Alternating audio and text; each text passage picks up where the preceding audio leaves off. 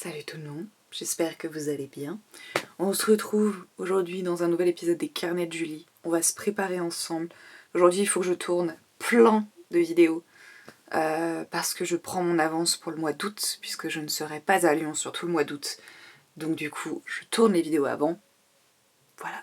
Et aujourd'hui, tout en se préparant, j'avais envie qu'on parle ensemble de santé mentale. Voilà. Alors, l'une des raisons qui fait que j'avais envie de vous parler de santé mentale aujourd'hui, c'est parce que la mienne a pas mal évolué au fil du temps et je me suis rendu compte de beaucoup de choses par rapport à ma santé mentale et j'avais envie de vous faire un petit peu le parcours de tout ça et vous en parler un petit peu parce que je suis passée par beaucoup d'étapes dans ma santé mentale et je trouvais ça important de vous partager ça parce que peut-être que vous aussi vous êtes parfois dans le même cas de figure que moi. Donc voilà. Alors, vous n'êtes pas sans savoir du coup que j'ai vécu pas mal de choses dans ma vie qui peuvent être considérées comme traumatisantes. Je vous en avais parlé dans la vidéo sur le deuil où j'avais vécu le décès de ma meilleure amie, puis également le décès d'un garçon qui était lié à ma meilleure amie peu de temps après. Donc tout ça, forcément, ça va jouer sur la santé mentale, hein. Et encore plus sur une gamine de 12 ans qui n'a pas fini de se construire en fait finalement. Mais c'est pas la raison pour laquelle on a commencé à s'inquiéter de ma santé mentale au début. Mon premier psychologue, c'était un psychologue que j'avais vu, si je ne m'abuse, au tout début. Mon tout premier psychologue, je l'ai vu quand j'avais à peu près 10 ou 12 ans. Quelque chose comme ça, donc je n'avais pas encore vécu le décès de ma meilleure amie. En fait, on m'avait conseillé d'aller voir un psychologue, on avait conseillé à mes parents d'aller voir un psychologue parce que... alors, ça peut paraître vraiment débile, je pense, comme ça, mais je pense surtout que mes parents s'inquiétaient vraiment beaucoup.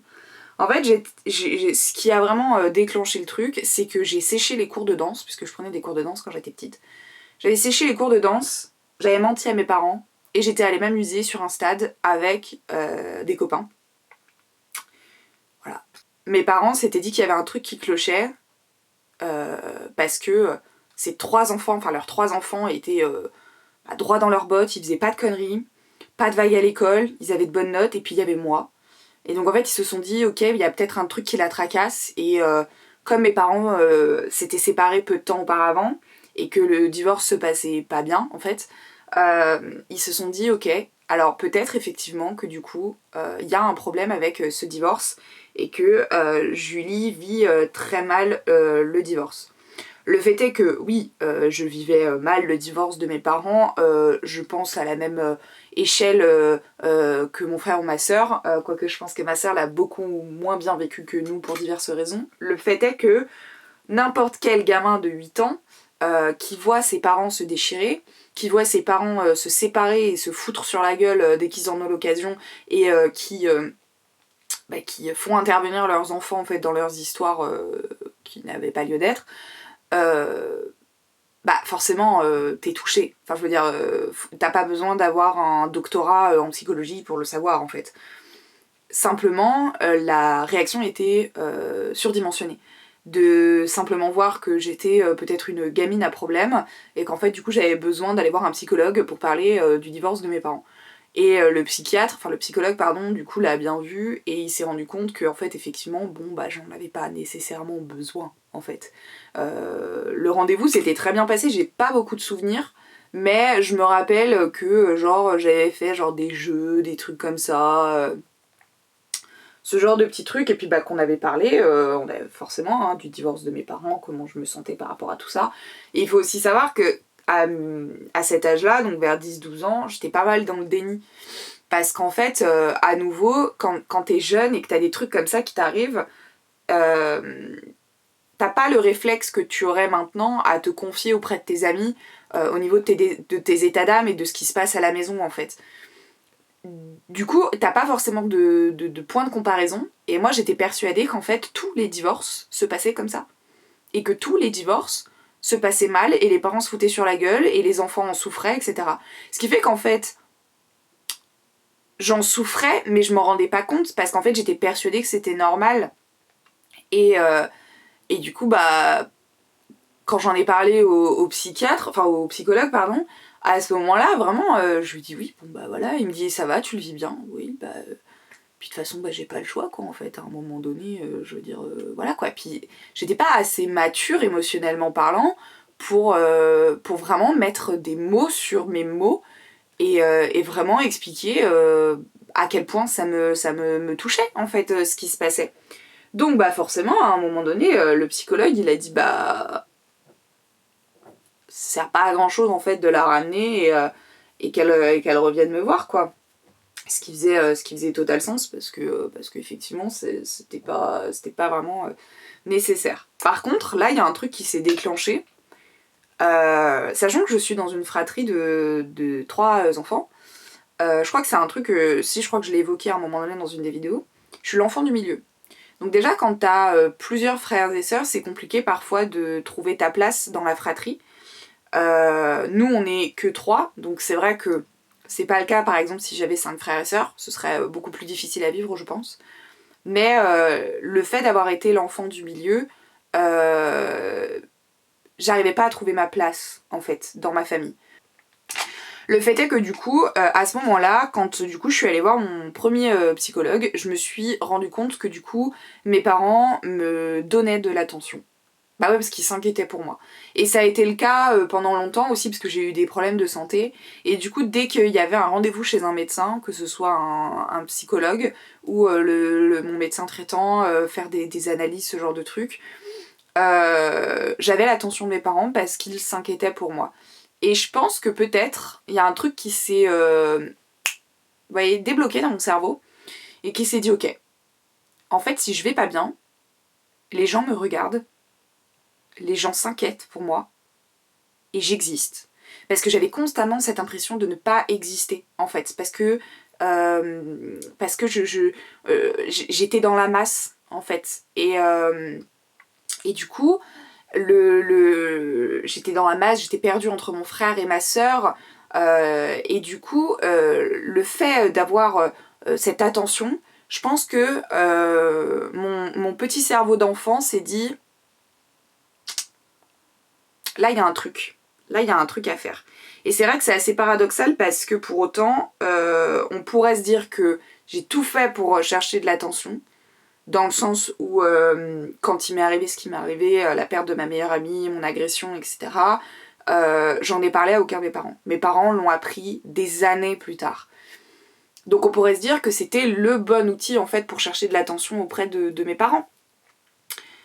Et pourtant je l'ai pas fait. Je l'ai pas fait parce que bon bah déjà mon cerveau a occulté pas mal de choses et ça je vous en avais parlé, mais aussi parce qu'en fait il y avait une limite à l'inquiétude que je voulais de mes parents. En fait, il y a un réflexe que j'ai beaucoup eu depuis que je suis toute petite, c'est de vouloir absolument protéger mes parents. Allez savoir de quoi, parce que bon bah mes parents sont assez grands je pense pour se protéger eux-mêmes, c'est pas une gamine de 8 ans qui va les protéger. Et en fait du coup j'ai voulu énormément les protéger de ce qui pouvait se passer dans ma vie. Ce qui est ridicule et ne fait pas vraiment sens finalement, puisque les parents en fait c'est l'inverse, ils sont là pour te protéger toi de ce qui se passe dans ta vie, et pas toi protéger eux ce qui se passe dans ta vie, ça n'a aucun sens. Et du coup j'ai pas pour autant cherché de l'attention à ce sujet-là en tout cas. Mais par contre j'ai commencé à faire des crises d'angoisse. Donc des crises d'anxiété, des crises de panique, etc. Je ne dis pas que ces crises n'étaient pas véridiques, n'étaient pas véritables, et que, en gros, je les générais moi-même. Non. Je pense très sincèrement que, oui, je suis une personne angoissée depuis des années. Ça, je le sais. Mais je pense que, pour autant, mon cerveau a compris qu'il y avait un truc à faire. Du coup, bah en fait, quand j'ai commencé à faire mes crises d'angoisse, ça se générait par une difficulté à respirer. En fait, c'est comme si j'avais 3 milliards de petites aiguilles qui se plantaient dans mes poumons. Pas agréable du coup, hein, vous vous en doutez. Et donc on a fait plein de médecins, on a fait plein de traitements. J'ai testé tous les trucs en fait anti-anxiété. On a même fait des tests pulmonaires en se disant que peut-être j'avais un problème physique en fait au niveau des poumons. Rien n'était concluant. Aucun des médicaments n'a véritablement fonctionné. Aucun des tests n'a prouvé quoi que ce soit d'ailleurs. Et je pense que c'est là où je dis que justement mon cerveau, il a travaillé dans cette histoire. C'est qu'en fait, mon cerveau, je pense, n'était pas encore prêt à accepter une possible guérison par rapport à ces crises d'anxiété. Parce que j'avais le droit, du coup, à un centre d'attention qui m'avait été... qui ne m'avait pas été donné pendant quelques années. Et donc en fait j'essayais de rattraper à ce moment-là. Du coup on s'est dit ok bon très bien c'est psychologique et on va aller travailler en fait avec des psychiatres, enfin des psychologues à l'époque pour savoir d'où ça vient, d'où vient cette anxiété profonde en fait. Et j'en ai fait plein. Parce qu'en fait à chaque fois je n'allais pas plus loin que le premier rendez-vous. Pourquoi ? Très simple. Je n'aime pas... Alors ça peut paraître paradoxal par rapport à ce que je suis actuellement en train de faire, mais je n'aime pas parler de ma vie. En fait. C'est-à-dire que, surtout quand j'étais petite, comme en fait je n'avais pas vraiment réalisé tout ce que j'avais vécu, en fait c'était hyper compliqué pour moi de venir raconter les choses et qu'en fait la personne en face elle part du principe que ce qui m'était arrivé m'avait traumatisée et avait pu me générer des problèmes psychologiques. Parce que pour moi j'étais là en mode ouais non je sais pas, enfin je vois pas le bon, ok d'accord mes parents se sont séparés quoi, mais alors qu'aujourd'hui avec du recul je sais que ça m'a marqué. Ça m'a marqué dans beaucoup d'aspects de ma vie et ça m'a laissé des traces en fait.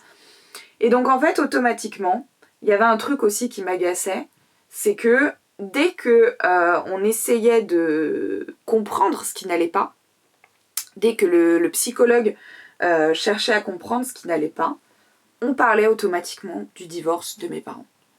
Et alors oui, le divorce de mes parents m'a touchée psychologiquement, m'a laissé pas mal de cicatrices, mais c'était pas la raison profonde de mon mal-être. Pas du tout. Et en fait, du coup, j'en avais marre de ces rendez-vous où j'arrêtais d'y aller parce qu'en fait, à un moment donné, j'avais l'impression de tourner en rond. Dans le sens où j'avais l'impression, à nouveau, de ne pas être écoutée, de ne pas être entendue, de ne pas être vue, et qu'en fait, on m'attribuait un mal-être en me disant « Non, mais si tu vas pas bien, c'est à cause du divorce de tes parents. » Vraiment, hein, je suis persuadée que non. Puis comme c'est ma propre vie, je pense que je suis quand même à même de savoir ce qui va et ce qui va pas. Voilà quoi. Donc en fait, les séquelles du divorce de mes parents m'ont laissé des traces, mais des années après. Quand j'avais 12 ans, quand j'avais 14 ans, 15 ans, les véritables problèmes que m'ont apporté le divorce de mes parents, c'est le fait qu'en fait, on ait été délaissés, entre guillemets, émotionnellement parlant. Dans le sens où en fait on s'occupait plus vraiment de nous, et c'est ça qui a laissé des traces. C'est pas vraiment le fait que mes parents se soient séparés et que oh là là mon dieu mon monde s'est effondré parce que mes parents s'aiment plus. Non. Ça a été plus tard quand j'ai eu mes premières relations amoureuses, parce qu'en fait du coup à ce moment-là je me suis rendu compte que ça avait biaisé ma vision de l'amour, et ça je vous en ai parlé dans l'épisode sur l'amour. Mais à ce moment-là, non en fait. Donc du coup j'en ai fait plein des psychologues, et en fait à chaque fois je ne continuais pas les thérapies. Déjà parce qu'en plus j'étais persuadée que parler de mes problèmes n'arrangerait rien. Parce qu'en fait j'avais conscience de ce que je vivais. Donc ce que le psychologue en fait derrière me disait, je le savais. En fait, j'avais une assez bonne introspection sur moi-même et sur ce que j'avais pu vivre pour savoir ce qui clochait et tout ça. Simplement, le problème derrière, la source, elle ne venait pas de moi, elle venait de mes parents. Et du coup, pour changer ça, il aurait fallu faire une thérapie familiale. Là, clairement, hein, on va pas se mentir, mais je pense qu'il aurait vraiment fallu faire une thérapie familiale. Et le problème, c'est que mes parents n'auraient jamais accepté, mais vraiment jamais. Donc du coup, en fait, on tournait en rond, parce qu'on essayait de résoudre un problème qui était le mien, mais dont la source n'était pas moi. Donc c'est compliqué, vous vous doutez bien. Donc j'en ai fait plein, des psys. Et en fait, ça n'a jamais abouti. Puis à un moment donné, les crises d'angoisse ont continué, mais elles étaient un peu moins fortes, on va dire. Mais par contre, à ce moment-là, c'est vraiment la dépression qui a commencé à s'installer et à bien s'installer. La nana, elle a posé ses valises et elle s'est dit « Chérie, je suis là pour un moment. Vraiment un long moment. » Je pense que je fais des dépressions chroniques depuis probablement mes 14 ans justement, depuis le décès de ma meilleure amie. Et au début on n'arrivait pas trop à comprendre effectivement d'où ça pouvait venir parce que moi j'étais un peu bête et je parlais à personne de mes problèmes. On peut pas t'aider Julie si tu fais ça, c'est pas logique. Voilà. Et du coup je faisais en fait des épisodes dépressifs. C'est-à-dire qu'il y avait des moments où ça allait. Il y avait des moments où ça allait pas du tout. Et ça semblait assez random. Dans le sens où ça n'avait pas... on n'avait pas l'impression qu'il y ait vraiment quelque chose qui trigger la chose. On n'avait pas l'impression que ça avait une source et une origine. Donc on m'a mis sous antidépresseur à plusieurs reprises. Et là, à nouveau, l'erreur était mienne. C'est que du coup, on a voulu me mettre en thérapie pour essayer de comprendre à nouveau pourquoi ces dépressions. Sauf que moi, j'en avais marre des thérapies. Ça devait faire au moins la 5e thérapie que je commençais. Et en fait, ça me saoulait. Donc je les arrêtais. Mais en plus de ça, l'erreur que je faisais, c'est que au bout d'une semaine à peu près, quand j'avais l'impression que j'allais mieux avec mes antidépresseurs, j'arrêtais mes antidépresseurs. Parce que je me disais, je vais mieux. Sauf que non, on n'est pas sur un Doliprane, c'est pas parce que t'as plus mal au crâne que t'as plus besoin de reprendre un cachet. Là, on est sur du traitement longue durée, donc en fait, il fallait que je continue mon traitement jusqu'à ce que le médecin estime que je n'avais plus besoin de prendre ce traitement. Mais j'étais bête, voilà. Et je pense aussi à nouveau que mon cerveau s'est dit « Ah ouais, mais non, mais si tu vas mieux, en fait, les gens s'inquièteront plus pour nous. » Donc, c'est nul. On est d'accord, on aime bien quand les gens s'inquiètent pour nous. Donc arrête de prendre tes cachets, continue d'être en dépression, et ça va bien se passer. Pas du tout, c'est faux. Vous vous doutez bien. Mais du coup, j'arrêtais constamment de prendre mes cachets. Donc je finissais toujours, au moins une fois par mois, par revenir chez mon médecin et lui dire nanana, dépression, idée noire, envie de suicide. Et c'est à cette période-là que du coup j'ai commencé donc à me scarifier, comme je vous en avais parlé dans la vidéo sur la scarification. Et du coup ça a été un cercle vicieux. À un moment donné, je commençais vraiment à en faire de plus en plus des épisodes dépressifs comme ça. Et surtout à avoir des sautes d'humeur. Vraiment à avoir de la colère et ce genre de choses. Et j'ai fait un séjour dans une clinique psychiatrique. Je devais avoir... Très bonne question. 17 ans peut-être ? Je sais même plus. Je venais de me séparer de mon ex-copain. La rupture avait été hyper difficile. Et j'avais eu vraiment une saute de colère en fait où j'avais saccagé sa chambre et à ce moment-là je m'étais rendu compte qu'effectivement ça n'allait vraiment pas en fait et que j'avais besoin d'aide. Donc je suis allée voir mon médecin, on a convenu de me faire rentrer dans une clinique psychiatrique. Mais surtout, et ça a été la première fois qu'on me l'a vraiment dit, qu'une personne extérieure me l'a vraiment dit. En fait, on s'est rendu compte que l'aspect le plus toxique dans ma vie et que du coup qui générait beaucoup ces épisodes dépressifs, c'était mon entourage.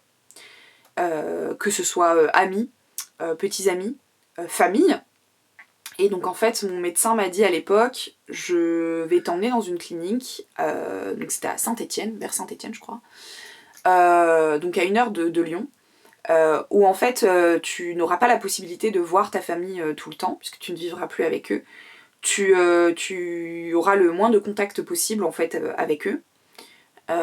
Et en fait tu seras vraiment éloigné. Parce que là, j'ai quand même vachement l'impression que ce qui va pas, c'est quand même ta famille. Ça a été la première fois qu'on me l'a dit. Et ça ne pouvait pas être plus vrai, déjà. Et au-delà de ça, en fait, ce qui m'a triste le plus par rapport à ce souvenir-là, c'est qu'en fait, c'est la seule et unique fois qu'on me l'a dit. Et c'est pas pour autant que derrière, j'ai décidé de changer mes relations avec ma famille ou avec du coup cet ex-copain de l'époque.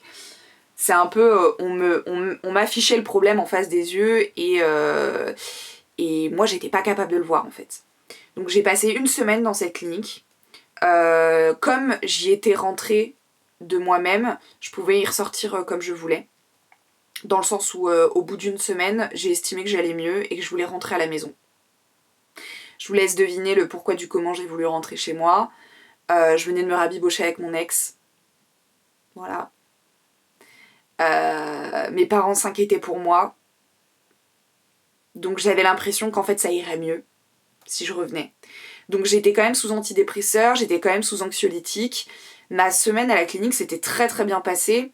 Ça m'avait fait comme des petites vacances, on va dire. Et en fait vraiment je me suis rendu compte que j'allais mieux. Mais avec le recul, je sais que j'allais mieux à cause de la clinique. Et des médicaments aussi. Parce que j'avais pas le choix de prendre mes médicaments. Mais par contre, fondamentalement parlant, je n'allais pas mieux. C'est la clinique qui me faisait aller mieux. Et j'aurais dû y rester plus longtemps, je pense. J'avais du coup un rendez-vous avec un psychiatre cette fois-ci. Si je dis pas de bêtises, au moins 1 fois par jour. Vraiment juste histoire de savoir comment j'allais, comment je me sentais, voilà, mes états d'âme de la journée, etc. Je m'étais fait une copine là-bas où on discutait pas mal et surtout, ça peut paraître vraiment très débile, mais j'avais énormément avancé sur mon premier roman, Ulfur, et ça aussi, ça m'avait fait un bien fou en fait. Au bout d'1 semaine, donc je suis partie de la clinique, je suis rentrée et j'avais encore mon traitement. Et j'étais persuadée que tout irait mieux. Voilà, j'étais persuadée que tout irait mieux. C'est faux. C'est totalement faux puisque j'ai fini par arrêter mon traitement. Je me souviens plus de combien de temps après, mais vraiment... quand je suis allée dans la clinique, c'était dans l'été, donc j'ai dû arrêter mon traitement probablement en septembre, je pense, quelque chose comme ça. Je faisais pas de thérapie puisque je refusais d'en faire. Donc en fait j'avais aucun suivi. Et je crois que c'était l'été de mon bac, donc du coup ça signifiait qu'en septembre j'étais à la fac. Et là ça a été la dégringolade psychologique. La fac, ça n'est pas fait pour moi, dans le sens où ça te demande une autodiscipline que je n'ai pas du tout. En tout cas pas par rapport aux études. Ça dépend, il y a sur certains trucs je vais être capable de m'autodiscipliner sans problème, et notamment par rapport à l'écriture. Autant pour les études, pas du tout. Et bref, ma première année je l'ai abandonnée au bout de 6 mois et j'ai trouvé un boulot.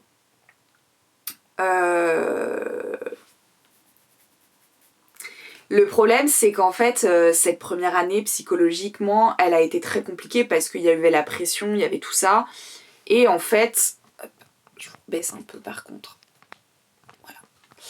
Et en fait, ça m'a généré beaucoup de problèmes.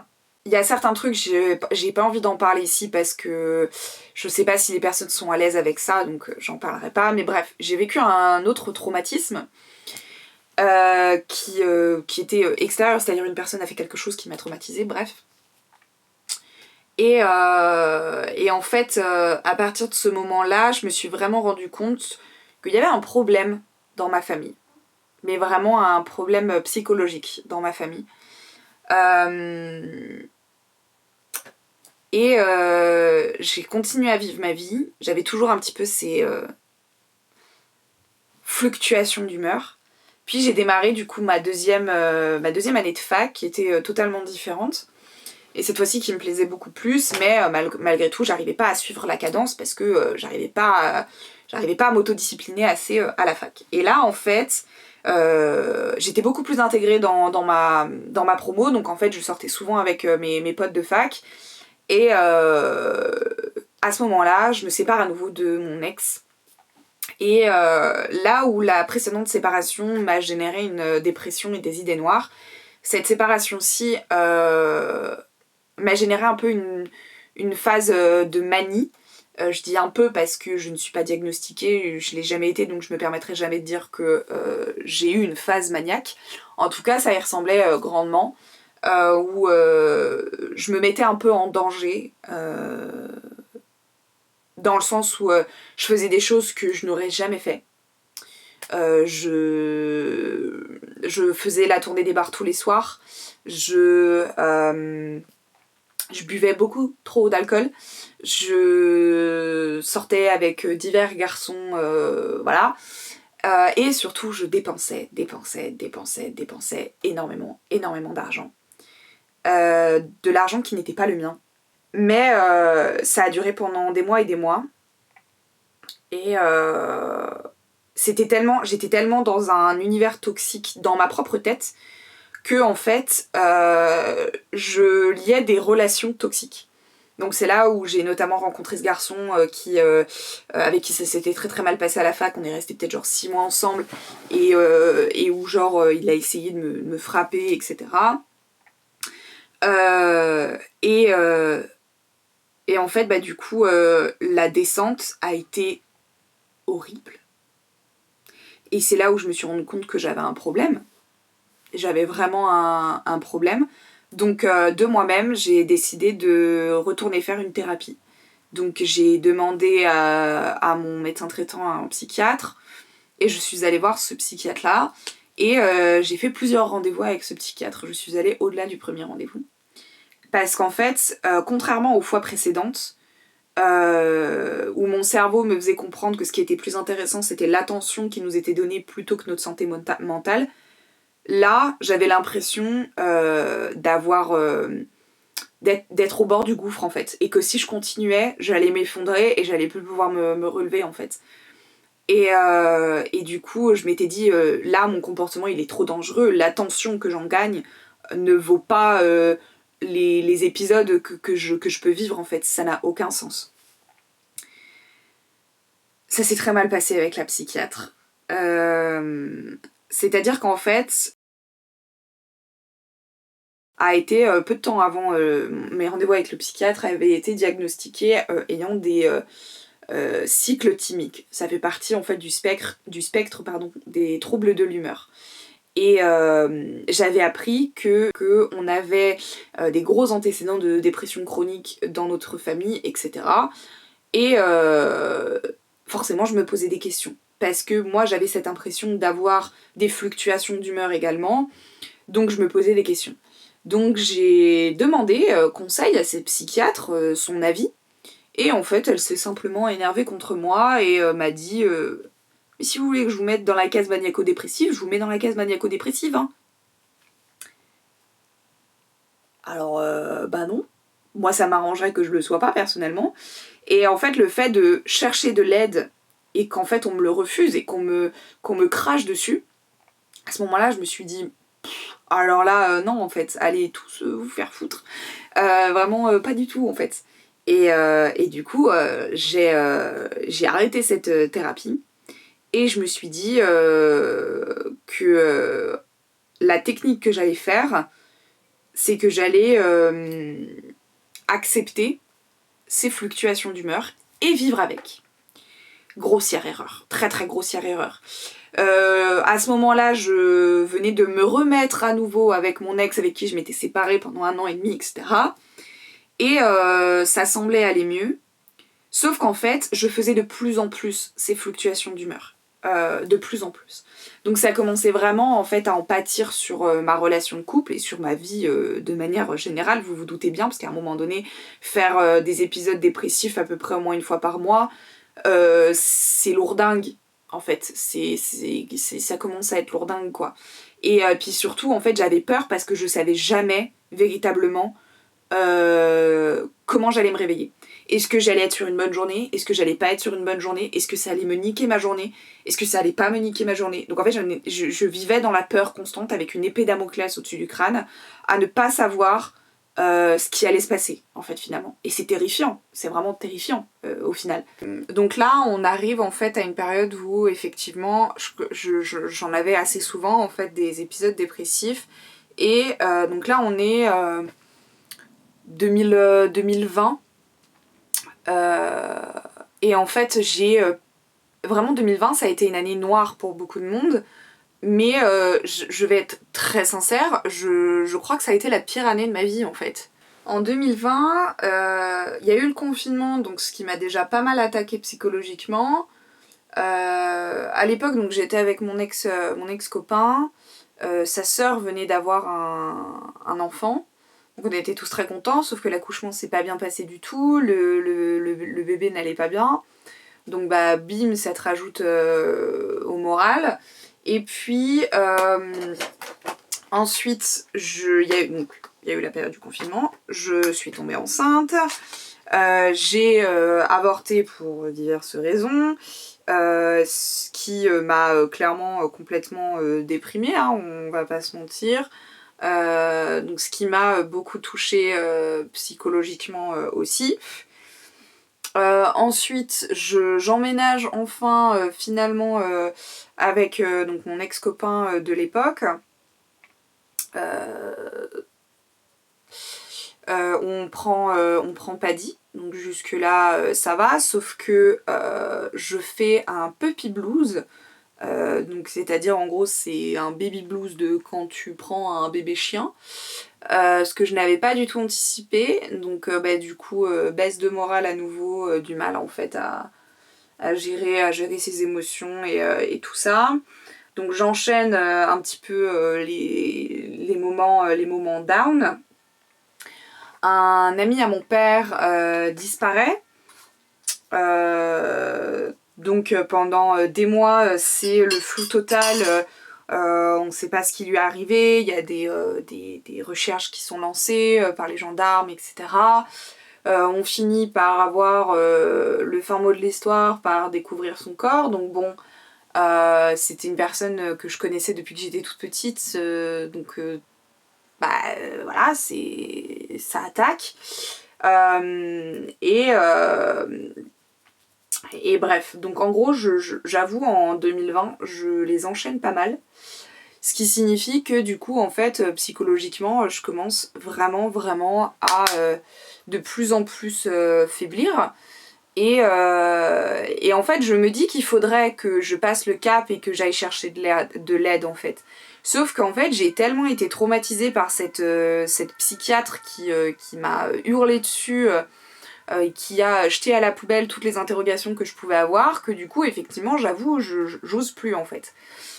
Et puis en fait, à un moment donné, il faut aussi savoir que à ce moment-là, je suis quasiment pas vraiment aidée en fait par mes proches. Du côté de ma famille à moi, ça va.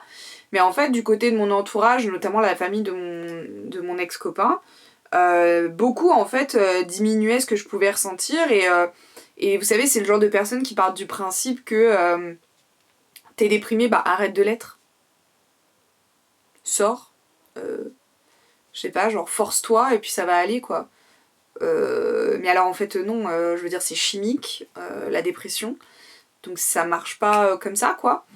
Et du coup bah forcément ça t'aide pas non plus à être hyper soutenu.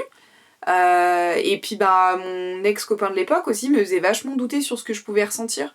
Et il me disait, oui mais peut-être que tu t'es juste en fait conforté dans l'idée que tu faisais partie de ce spectre de troubles de l'humeur, et donc en fait tu commences à développer des symptômes, etc. Et donc en fait moi-même je me mettais à en douter, et je me disais ok, il a peut-être raison, moi je suis pas objective. Donc peut-être qu'en fait à un moment donné, lui qui a un point de vue extérieur, il se rend plus compte des choses, et donc peut-être qu'il a raison. Donc en fait je suis restée dans un déni pendant un certain moment. Et puis un jour, je sais plus trop pourquoi, mais je devais aller voir le médecin. Je crois que c'était pour un renouvellement d'ordonnance de contraceptif ou quelque chose comme ça. Et en fait, c'est pas mon médecin traitant, c'est sa remplaçante. Et donc en fait, elle me dit, mais pourquoi est-ce que vous êtes partie, parce qu'à l'époque j'avais un patch contraceptif. Elle me dit, pourquoi vous êtes partie sur le patch contraceptif? Donc je lui explique qu'en fait j'avais dû arrêter la pilule, parce qu'en fait je ne la supportais pas, dans le sens où bon bah déjà j'avais une baisse de libido, etc., donc c'est chiant, mais en fait surtout j'avais l'impression que mes fluctuations d'humeur étaient beaucoup plus importantes quand j'étais sous pilule, parce qu'en fait dès que j'arrêtais et que j'avais cette chute d'hormones, bah, j'avais l'impression vraiment de me faire matraquer la gueule psychologiquement en fait. Et donc en fait de là en fait on en vient à parler de cette histoire de fluctuation d'humeur, et je lui explique mes symptômes, ce que je vis un petit peu au quotidien, et elle me dit à ce moment-là qu'effectivement ça peut ressembler à quelque chose qui ferait partie du spectre des troubles de l'humeur. Elle y met pas de nom parce qu'en fait elle est pas psychiatre, donc ben en fait t'en as beaucoup des pathologies qui font partie du spectre des troubles de l'humeur, donc ça peut être quelque part beaucoup de choses. Et en fait le fait d'avoir été validée par un médecin, tout du moins mes symptômes, à ce moment-là je me suis dit ok, donc en fait ce que je ressens c'est pas du bullshit. Genre, j'étais arrivée à un point où je faisais même plus confiance à ce que je ressentais, quoi. Je ne faisais même plus confiance à mon intuition, finalement. Et donc, en fait, du coup, bah, le fait d'avoir été validée, bah, forcément, c'est... Tu sais, tu t'es dit, ok, bah, c'est pas du bullshit. Et en fait, à partir de ce moment-là, je me suis rendu compte, petit à petit, que effectivement, cet entourage-là ne m'aidait pas beaucoup. Et en fait, surtout, bah, c'était eux qui triggerent la plupart, en fait, de mes épisodes. C'est-à-dire que quand je me suis séparée du coup donc de mon ex, je me suis pas séparée pour ces raisons-là, il y avait plein d'autres raisons. Mais en fait, à partir de ce moment-là, bah, j'ai eu beaucoup moins d'épisodes dépressifs. C'est-à-dire que je me suis séparée du coup de mon ex en décembre 2021, si je ne m'abuse. Ouais, oui c'est ça. Depuis ma séparation, on va dire à partir de janvier 2022, ok? Puisque j'ai déménagé chez ma mère en janvier 2022, donc je ne vivais même plus avec cette personne. J'ai eu 2 épisodes dépressifs. Alors qu'avant, je tournais à facile 4 voire plus d'épisodes dépressifs par an. Là, j'en ai eu 2 depuis janvier 2022. On est à l'heure où je tourne cette vidéo, en fin juillet 2023. Et c'est un épisode que j'ai eu... en février parce que c'était l'anniversaire du décès de ma meilleure amie, en juin parce que à nouveau au niveau de mon environnement ça n'allait pas du tout, et en fait c'est là où je me suis rendu compte que j'étais vachement influencée par mon environnement, et qu'en fait ce qui faisait que j'avais ces épisodes dépressifs qui se déclenchaient, c'était quasiment très souvent déclenché par un environnement toxique en fait. Donc que ce soit des personnes toxiques dans ma vie, un boulot toxique, plein de choses comme ça qui faisaient que effectivement à ce moment-là je pouvais déclencher. Et depuis que j'ai réalisé ça, j'ai commencé petit à petit à couper de ces environnements toxiques. Que ce soit au niveau du boulot, que ce soit au niveau des gens, notamment par exemple couper de plus en plus les ponts avec certains membres de ma famille qui étaient toxiques et qui pouvaient en fait quelque part psychologiquement m'atteindre. Le fait de mettre cette distance, je me suis rendu compte qu'en fait bah, je suis beaucoup mieux, mentalement parlant, au niveau de ma santé mentale. Je n'ai pas le fin mot de l'histoire, je ne sais pas du coup véritablement si c'était vraiment juste des périodes passagères et que c'était vraiment déclenché par un environnement et que en réalité je ne fais pas du tout partie de ce spectre-là. Je n'ai pas cherché à avoir d'autres réponses à ce moment-là, parce qu'en fait, quand j'ai vu que j'allais mieux parce que j'avais changé mon environnement, pour moi je me suis dit bah en fait je suis allée à la source du problème.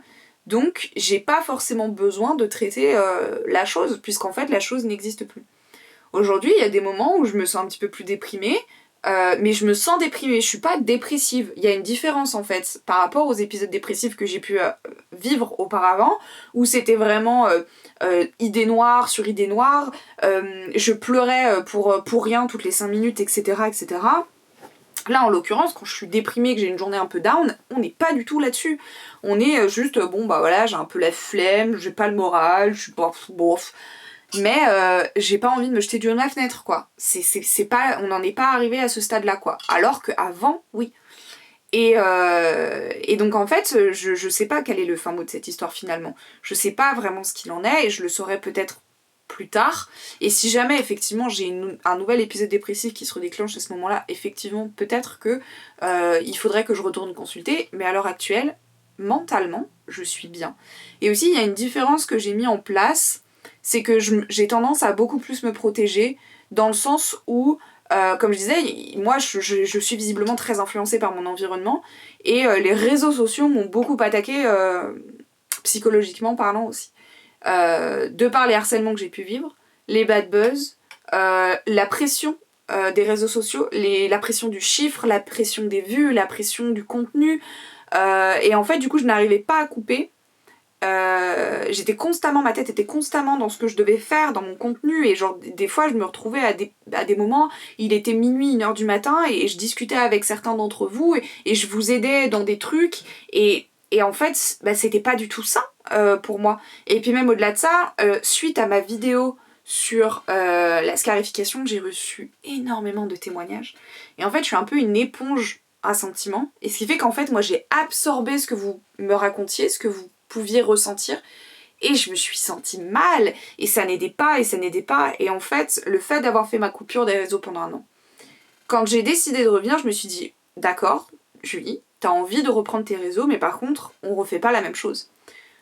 On met une distance. Donc là, à l'heure actuelle, par exemple, un truc tout con, j'en parlais avec une créatrice de contenu il y a pas longtemps, à partir de 20h, je n'ai plus aucune notification sur mon téléphone de mes réseaux sociaux. C'est-à-dire qu'on peut me contacter par appel, par message, donc mes proches, mais par contre, si vous m'envoyez un message sur Instagram, par exemple, après 20h, je ne le verrai pas. Donc en fait, je vous répondrai le lendemain matin quand je me lèverai et que ma journée de boulot commencera en fait véritablement. Parce que sinon, je passe des soirées entières et ça me permet pas de couper en fait. De la même manière, j'essaye de mettre une distance maintenant, dans le sens où j'ai beaucoup moins de scrupules, par exemple, à ne pas répondre aux gens. Avant, je me disais, il faut absolument créer un lien de communauté, répondre aux gens, même si la question elle me met mal à l'aise, même si le sujet me met mal à l'aise. Et en fait, aujourd'hui, je me dis, bah non. En fait, genre, je suis mal à l'aise, je vais pas comment dire, nourrir ce malaise, en fait. Donc, je vais couper court, et à un moment donné, voilà. Parce qu'en fait, aujourd'hui j'ai 27 ans, enfin j'arrive sur mes 27 ans, et quand je fais le bilan de ma vie, je me rends compte que non seulement j'estime qu'en 27 années j'ai beaucoup trop souffert, mais en plus de ça, j'ai trop souffert à cause des autres ou pour les autres. Et donc je me dis, mais excusez-moi, mais en fait c'est ma vie ou c'est celle des autres ? À quel moment j'ai signé le contrat disant que j'allais souffrir pour les autres ? Et qu'en fait j'allais baser ma vie sur les autres. Il y a un équilibre à avoir, et ça je vous l'ai dit dans plusieurs des vidéos des carnets de Julie, sur ce que vous avez envie de faire pour les autres, tout en fait en ne vous sacrifiant pas. Et en 27 ans, je me suis trop sacrifiée sur les autres, et du coup ça a entaché ma santé mentale. Et en fait, bah du coup, aujourd'hui j'ai plus envie de ça. J'ai envie à un moment donné que dans 27 ans, ok, je regarde les 27 dernières années qui se sont écoulées et je me sois dit, ok, zéro regret, zéro remords, j'ai vécu ma vie comme je voulais la vivre, et j'aurais peut-être pu faire des choses différemment, mais à l'instant T, je l'ai fait pour moi et je l'ai pas fait pour les autres. Voilà. Et ça, c'est mon objectif de vie à l'heure actuelle. Et ça passe par la santé mentale, ça passe par le boulot, ça passe par plein de trucs.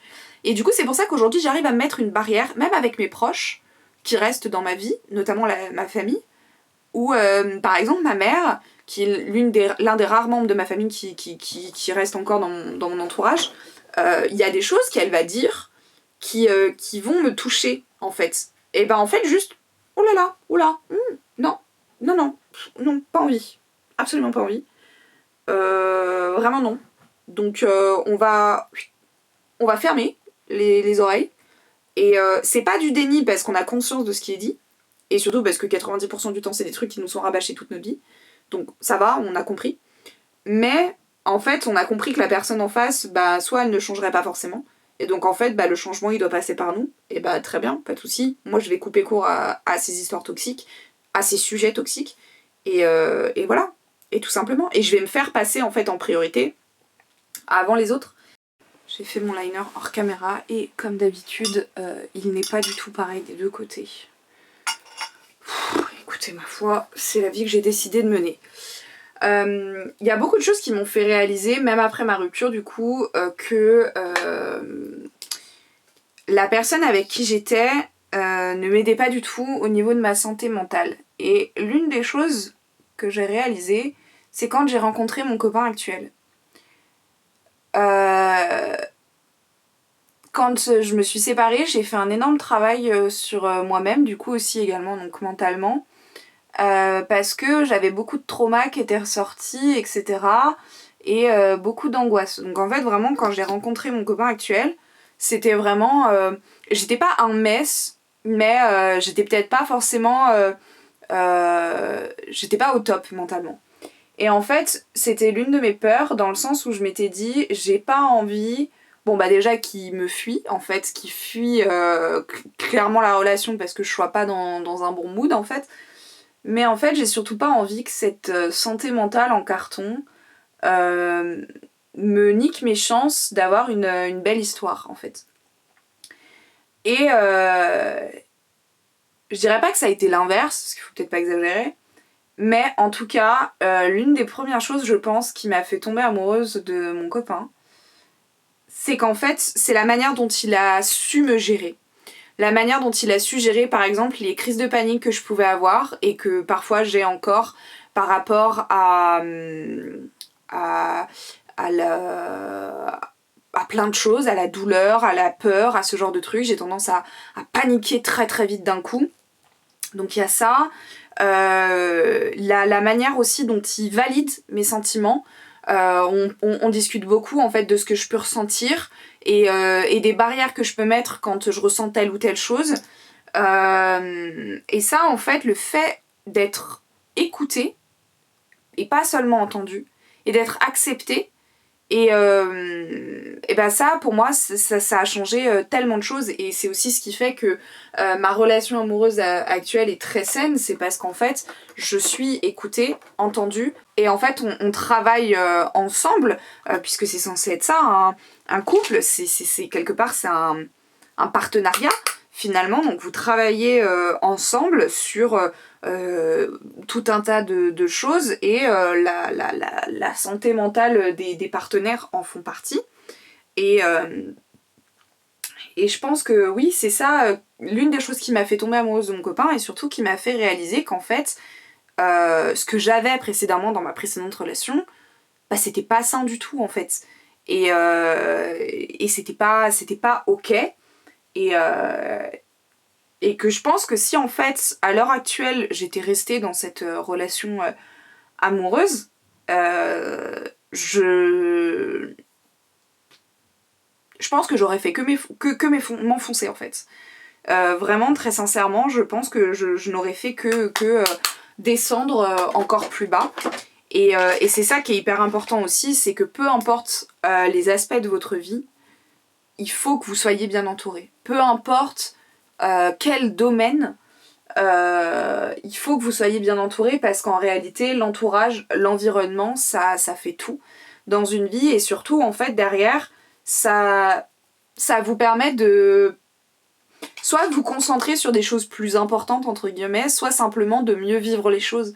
Par exemple vous passez une journée de merde au boulot, et en fait bah, vous avez par exemple quand vous rentrez le soir un ou une partenaire qui va pas forcément invalider vos émotions et vos ressentis, mais va pas nécessairement les prendre en compte en fait. Et ben derrière, ça vous aide pas à passer outre ce que vous avez pu vivre au travail, votre journée de merde, etc. Au contraire, ça va peut-être même amplifier les choses, parce que vous allez empiler toute la merde, que ce soit dans votre boulot, puis à la maison, etc.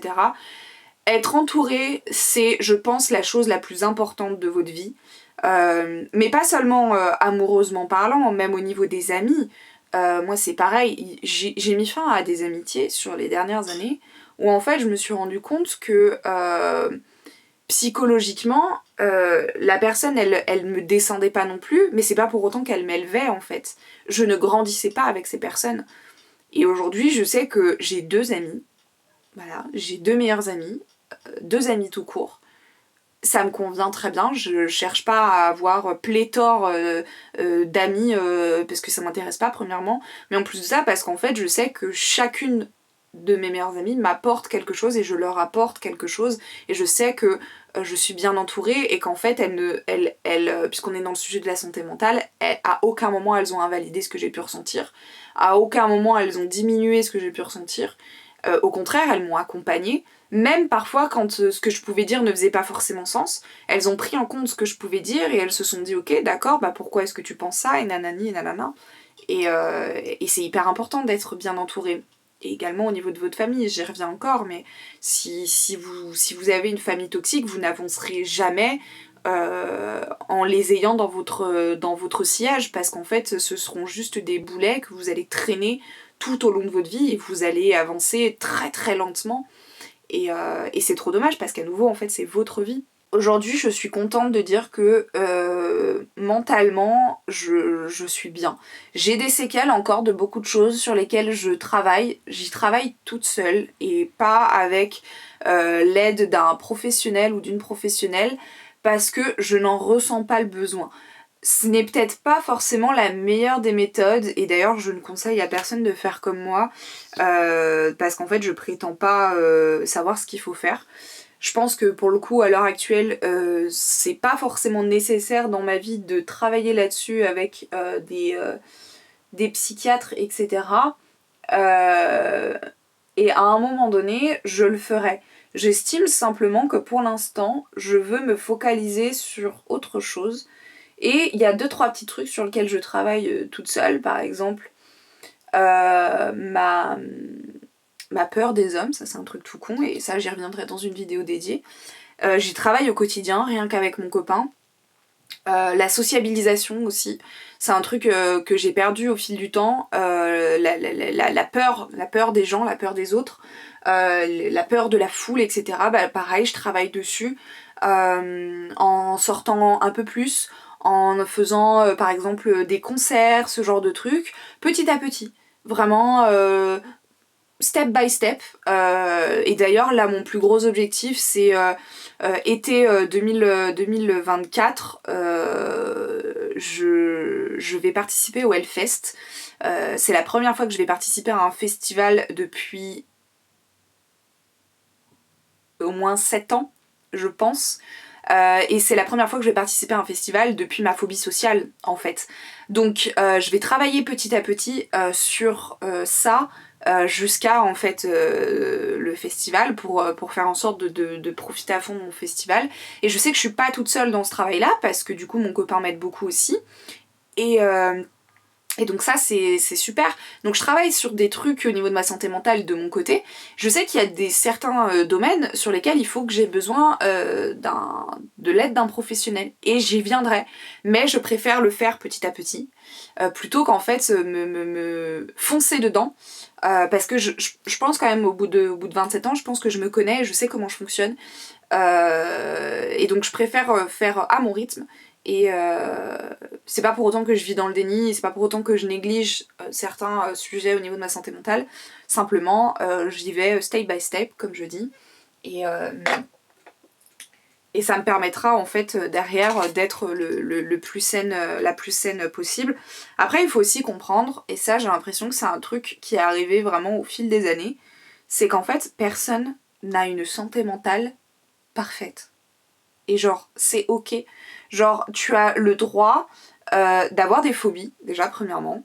En fait, à un moment donné, ça c'est un truc, j'ai l'impression, c'est devenu une tare, en fait, d'avoir des phobies et d'être mal à l'aise, par exemple, en société. J'ai l'impression que le monde veut que tu fasses comme tout le monde et que du coup, bah, tu sortes que tu participes à des festivités, etc. Et outre d'une phobie sociale possible, etc., bah en fait, juste si jamais tu ne fais pas partie de cette catégorie, bah en fait, on te juge. Tu n'as pas le droit, en fait, d'être différent, tu n'as pas le droit d'avoir des phobies, tu n'as pas le droit d'avoir ceci, tu n'as pas le droit d'avoir cela, et en fait, moi j'ai envie de leur dire, à partir du moment où ça ne me pose pas problème au niveau de ma santé mentale véritable et de ma santé physique, j'ai envie de dire quel est le problème. Pour l'instant, ça ne me porte pas préjudice. Ça veut pas dire que je resterai comme ça toute ma vie, parce que j'ai conscience quand même que c'est contraignant, mais ça ne me porte pas préjudice. Donc en fait... Mais ça aussi, j'y reviendrai dans un épisode... Là, je pense notamment par rapport à la bouffe, mais j'y reviendrai dans un épisode dédié. Enfin bref. Écoutez, voilà, je pense que j'ai déjà pas mal blablaté à ce sujet-là. Sachez en tout cas que c'est ok de demander de l'aide. Il faut pas avoir peur, mais c'est ok de ne pas vouloir demander de l'aide tout de suite également. Tant qu'en fait vous n'êtes pas en danger, faites les choses à votre rythme, c'est hyper important. Entourez-vous de bonnes personnes, c'est d'autant plus important. Et surtout, suivez votre intuition. Suivez ce que vous dit votre cœur, suivez ce que vous dit vos intestins en fait, vraiment your gut. Genre vraiment, si jamais de vous-même vous vous dites ok, mon médecin a raison, c'est mon entourage le problème, c'est que votre médecin a raison et que c'est l'entourage le problème en fait. Et j'aurais véritablement aimé avoir su plus m'écouter il y a des années de ça, parce que peut-être qu'effectivement ma santé mentale n'aurait pas été aussi impactée qu'elle ne l'a été au fil des années. Je regrette pas nécessairement, parce que je pars du principe que toutes choses que j'ai pu vivre dans ma vie sont des expériences et des leçons à en tirer. Cependant, effectivement, j'aurais peut-être dû plus écouter mon médecin à ce moment-là. Bref. Voilà, c'était le petit épisode sur la santé mentale. C'est pour ça que je conclue la plupart de mes vidéos en vous disant prenez soin de vous, parce que c'est très important. Donc je vais réitérer l'expérience ici. Je vous embrasse, je vous dis à la semaine prochaine dans une nouvelle vidéo. En attendant, prenez soin de vous, c'est très très important. Des bisous.